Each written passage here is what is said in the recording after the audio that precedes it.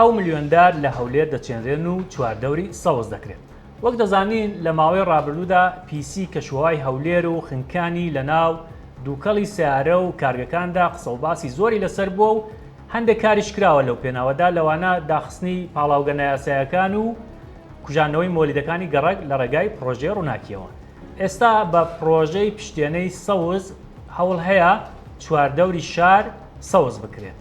هێمن سەیدموراد بەڕێوەبەری کشتوکاڵی هەولێر بە ئێمەوێت بۆ ئەو کارە پرس و ڕاوێژمان کردووە و لە ماوەی ڕابردوودا چەند ئەندازیارێک و شارەزای ئەو بوارە لە یۆنانەوە هاتوون و گفتوگۆیان کردووە کە چ بکەن.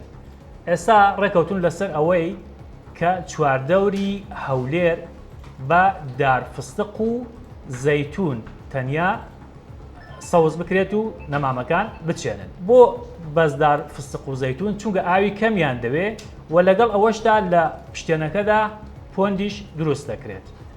هێمن سەیدموراد وتیشی کە هەرچەندە دەیانهەوێت لە وەرزی نەمامچاندنی ئەم ساڵدا هەر هەموو 7 ملیۆندارەکە بچێنن، بەڵام ڕەنگە نەتوانن هەمووی بچێنن، ئەوەی تری دارێن بۆ ساڵی داهاتوو.